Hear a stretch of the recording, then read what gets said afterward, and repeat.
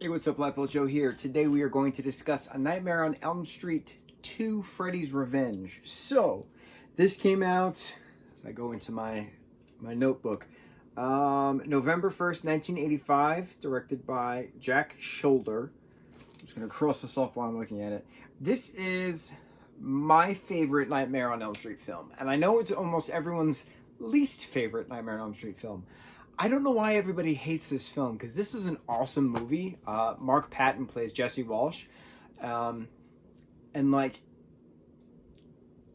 there was a whole documentary about specifically this film that Mark made called Scream Queen. And it was all about the process of the film, the whole, homoerotic just display of the entire film, whether it was intentional innuendo or not. The crap that Mark went through while making this film, but like, Mark's an incredible actor. Like, the level of scream and drama and fear that he portrays in this film is terrifying. It's absolutely terrifying. I don't know why he got so much crap for doing this project, because he's a great actor and he did a fantastic job with the Jesse Walsh character. Unfortunately, I don't remember ever seeing the character of Jesse Walsh in future Nightmare on Elm Street installments. But this is my favorite Nightmare on Elm Street film, which is interesting because Freddy doesn't have his glove on in this film. Jesse wears Freddy's glove throughout this film, but Freddy himself has the knives growing out of his fingers. He doesn't have a glove. He just has the knives actually attached to his fingers. So it's very interesting that this is my favorite because Freddy's not actually wearing his gloves. Jesse's wearing his gloves. So how does this work? I'm just going to close this. So, the Walsh family moves into 1428 Elm Street in Springwood. I don't know the state, but Springwood is the name of the city that this Elm Street happens to be in. The high school that the kids go to, Springwood. So, 1428 Elm Street, across the street is where Glenn was murdered, and 1428 is where Nancy had to fight Freddy, where her mom was killed, all these different things. So 5 years go by, and the characters specifically say 5 years from now, the Walsh family moves in. Jesse's a new kid in high school. He is starting to kind of date this rich girl, Lisa, who goes to school with him. He is getting bullied by this guy, Ron Grady, in gym, but then eventually they become friends, and there's a whole bromance that goes on throughout this entire film. Like, Grady's like, hey, you want to go to the movies? Do you want to hang out? You want to grab a slice of pizza or something? And like, it's very entertaining, especially like with the two of them in Ron's room later on, when then Freddy comes and then unfortunately kills Grady, and it's just, it's a hard scene to watch, very hard scene to watch. But the dialogue is hysterical, and that's what's funny about the two characters, because you see them in the beginning of the movie fighting, having detention together, becoming friends, and then Jesse literally runs to Grady for help, saying, I need your help, I need you to watch me so I don't fall asleep.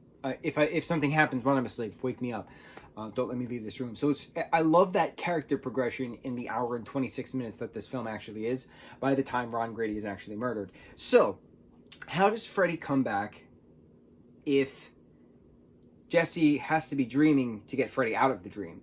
So, it's explained that Jesse is starting to have dreams of Freddy Krueger. The house is getting really hot. All these different things are happening. Jesse's dad in this film is the guy from Return of the Living Dead. I forget the character's name, but I love that movie so much. That's another movie from 1985. And this came out in, I said 1985? I think I said 1985.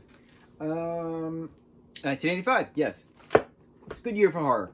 So, Grady explains to Jesse that Nancy was locked in the house by her mom, and she going crazy after she saw her boyfriend Glenn get murdered across the street, and that's why his dad got the house so cheap. So he confronts his dad admits it, all this family drama and stuff. He's got a younger sister. So Jesse kind of like goes in and out of sleep, but in the process, Freddy is using Jesse to kill for him. So like, Jesse has Freddy's glove that he finds in the basement in the boiler because he sees Freddy puts it there in a dream, kind of a thing. So then when Jesse's like kind of dreaming, like twilight sleeping, Freddy's capable of possessing Jesse and shedding Jesse's skin to become Freddy. And it's just so creepy, that metamorphosis that we have of the knives just coming out of Jesse's fingers, and then Jesse's skin peeling away to reveal Freddy's red and green sweatered arm. It's just so creepy. The puppetry is great. The animatronics are great. I mean, it's campy 85, but like it's still fun. The blood scene, the blood pool massacre scene was just intense galore of all these teens trying to figure out how the hell to get away from this madman with knives on his fingers. Absolutely loved it. I loved the character development. I loved how fast-paced this film is. I love Mark Patton as Jesse Walsh. Just when he screams, it's so high-pitched and it's so creepy because you don't expect it to come out of him. And you hear the sound, and you just... Him in the shower scene when it's just covered in blood, and he just puts up his hand and it goes... And he just goes... I can't scream like he does, but it's just... He's got the tendons going and the veins popping, and it's just terrifying when he screams when he, as Freddy, kills Ron Grady in Grady's room. Terrifying when he's about to kill his sister. It's just so meta. It's so creepy. I love it. I absolutely love this film. I wish it got more credit than it deserves. And again, I'm not going to do a timeline for the Friday the 13th, for the Nightmare on Elm Street films, because the timeline in Friday the 13th 1 through 5 has been making some sense.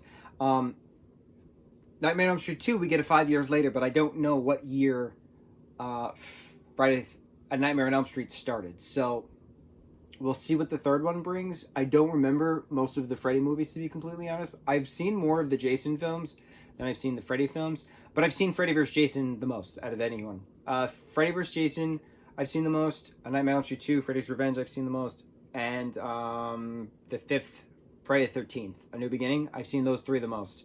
Out of all the 20 Friday the 13th and A Nightmare on Elm Street films. Those are my top three that I have seen the most. And probably my top three in general. The Freddy vs. Jason, Friday the 13th, A New Beginning, and A Nightmare on Elm Street 2, Freddy's Revenge. Just love all three of them. That's a perfect mini trilogy by itself. Love it. Absolutely love it. All right, on to the next one. Mucho mahalo.